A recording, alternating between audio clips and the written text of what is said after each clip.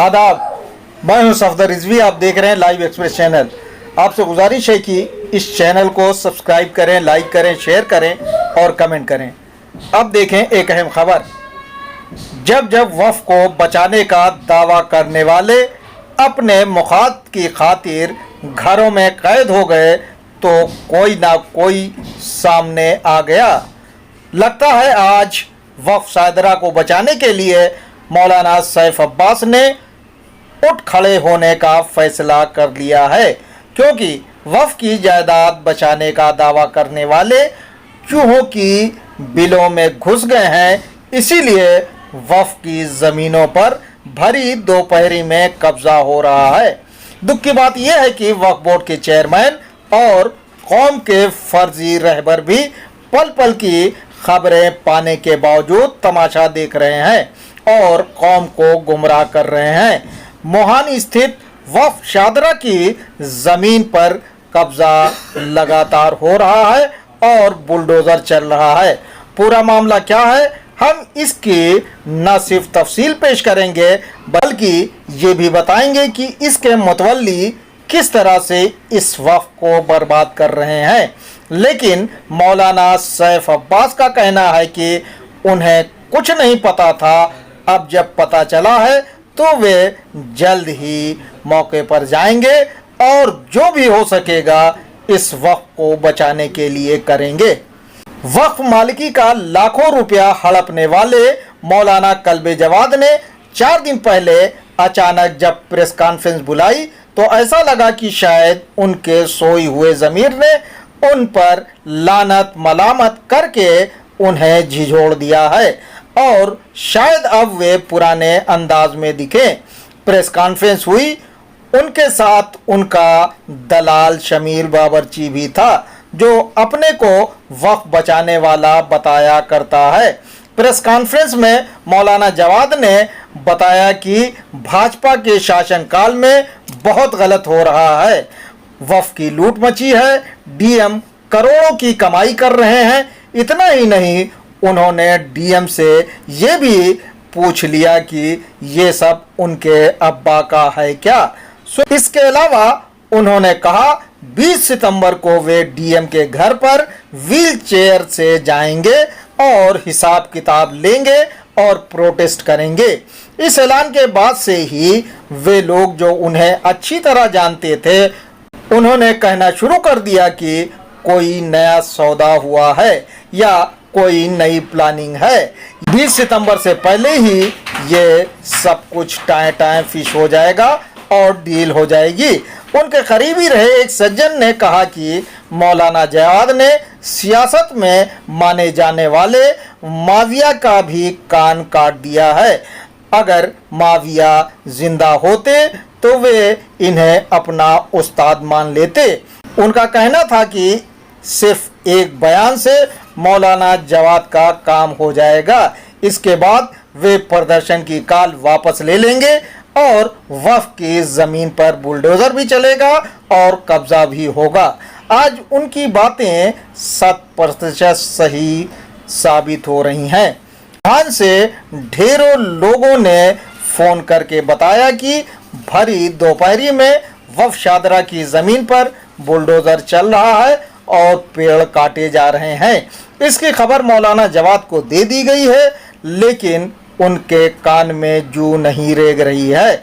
वह बचाने का दावा करने वाले शमील बाबरची को भी बता दिया गया है, लेकिन वो भी अपने अपराधी साथियों के साथ वहां नहीं पहुंच रहा।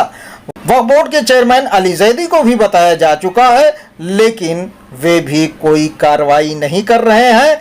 बजाय इसके कि वे युवकों का मनोबल बढ़ाते, वे मनोबल तोड़ने में लगे हुए हैं और उन्हें चुपचाप रहने के लिए कह रहे हैं।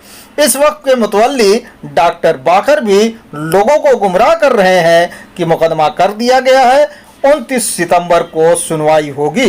बताया जाता है कि चेयरमैन और मुतवल्ली ने अंदर खाने साठ गांठ करके इस वक़्फ पर कब्जा करवाने का मन बना लिया है। इसीलिए दिन रात बुलडोज़र चल रहा है और वक्फ बोर्ड कोई सख्त कार्रवाई नहीं कर रहा है। चेयरमैन ने तो ये भी कहना शुरू कर दिया है कि इसे सरकार ने एक्वायर कर लिया है, उन्हें मुआवजा मिलेगा।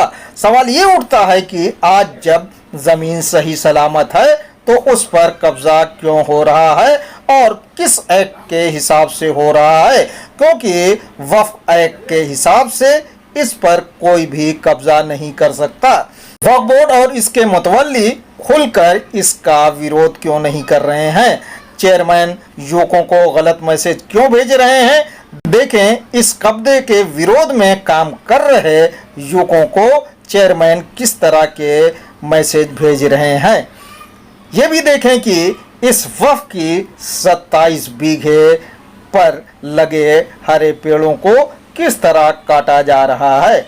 इसके अलावा इस जगह पर किस तरह से बुलडोजर चल रहा है। इसके बावजूद हमारी कौम के रहबर होने का दावा करने वाले मौलाना जवाद चुपचाप बैठे हुए हैं। वे वक्फ बोर्ड के खिलाफ भी नहीं बोल रहे हैं, जबकि उनका दामाद वक्फ बोर्ड का चेयरमैन अली जैदी वक्फ की जायदादों पर कब्जा करवाने में पूरी तरह से सक्रिय है। मौलाना सैफ अब्बास के इस मामले में दखल देने के बाद ऐसा माना जाता है कि ये मामला जल्द हल होता नजर आएगा। मौलाना सैफ अब्बास ने कुछ समय पूर्व सुल्तानिया के पीछे कश्मीरी कब्रिस्तान को बचाने के लिए अहम भूमिका निभाई थी और उन्होंने इस कब्रिस्तान में पूरा निर्माण करवाने का ऐलान किया था, लेकिन बाद में मौलाना जवाद ने जब अड़ंगा लगाया तो मौलाना सैफ अब्बास पीछे हट गए थे। इसके बाद वहां हो रहा निर्माण खटाई में पड़ गया था और आज तक काम रुका हुआ है। इस रुकावट के जिम्मेदार मौलाना कल्बे जवाद ही बताए जाते हैं, लेकिन शादरा वक्त पर हो रहे कब्जे की बात सुनकर मौलाना सैफ अब्बास ये कहते हैं कि उन्हें कुछ नहीं पता है, क्योंकि इस बार उन्हें ज़्यादा मजलिसें पढ़नी पड़ रही हैं, लेकिन वे वहाँ ज़रूर जाएंगे। मौलाना सैफ अब्बास ने क्या कहा, सुने उनकी ज़बानी। अभी तक हमारे इल्म में नहीं थी कि वहाँ शहदरे की मस्जिद में कोई बिल्डोजर चल रहा है, ठीक है जी।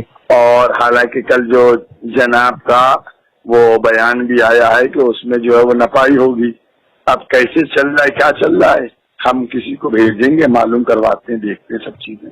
कल इंशाल्लाह आप वो प्रोग्राम बनाएंगे जाने का। इंशाल्लाह जी।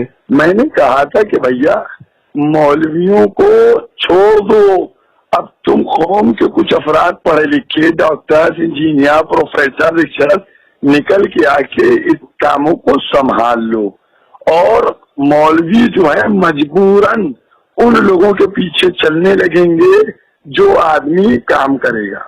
समझ रहे हैं? सही सही समझ बताया था। और हर चीज जो है मौलवियों में सियासत की नजर हो जाता है मामला। बहरहाल योगी सरकार को वक्फ की जमीनों पर हो रहे कब्जे को रुकवाने के लिए फौरन कार्रवाई करनी चाहिए, क्योंकि वक्फ बोर्ड के चेयरमैन की भूमिका सही नहीं है। ससुर मौलाना कल्बे जवाद और दामाद चेयरमैन अली जैदी इस समय कब्जे की कार्रवाई को लेकर भाजपा सरकार को बदनाम करने में लगे हुए हैं और लोगों से कह रहे हैं कि योगी सरकार के अफसर भ्रष्ट हैं, वे वक्फ को लूट रहे हैं। ऐसा लगता है कि चेयरमैन अली जैदी पूरी तरह कंफ्यूज हैं। अभी तक वे ये भी नहीं बता पा रहे हैं कि वक्फ शादरा की कितनी जमीन एक्वायर हुई है या उस पर सरकार ने कब्जा किया है। उनके गोलमोल बयान से साफ है कि मामला कुछ और ही है और वे जानबूझकर इस समय कब्जा करवा रहे हैं, क्योंकि अगर आज उस जमीन पर बुलडोजर चल रहा है तो नपाई कराने की बात 1 महीने बाद क्यों की जा रही है और ससुर और दामाद इस पर राजी क्यों है, जबकि लखनऊ की जनता इसके खिलाफ है। इस समय चेयरमैन उल जलूल सूचनाएं दे रहे हैं, जबकि उन्हें साफ साफ बताना चाहिए कि वक्फ शादरा की कुल कितने बीघे जमीन पर सरकार ने कब्जा किया है, बदले में मुआवजा क्यों नहीं दिया गया। क्या पूर्व चेयरमैन वसीम त्यागी ने सरकार को जमीन देने पर कोई सहमति दी थी? अगर दी थी तो उनके पत्र पटल पर रखे जाने चाहिए। इस मामले में वक्फ के जानकार जमीर नकवी का क्या कहना है, सुने। देखिए, धारा 52 अंतर्गत वक्फ अधिनियम 1995 के तहत किसी भी वक्फ को न तो स्थानांतर किया जा सकता है, न ही एक्वायर किया जा सकता है, न ही उसकी रजिस्ट्री हो सकती है। यदि बहुत जरूरत पड़ने पर आवश्यकता अनुसार यदि सरकार एक्वायर करना चाहती है तो सरकार सबसे पहले वक्फ बोर्ड से परमिशन लेगी, और यदि बोर्ड परमिशन देता है तो सरकार उतनी ही लैंड, उतनी ही मालियत की सरकार जब देगी तो ही वक्फ को एक्वायर किया जा सकता है। आपसे गुजारिश है कि इस चैनल को सब्सक्राइब करें, लाइक करें, शेयर करें और कमेंट करें।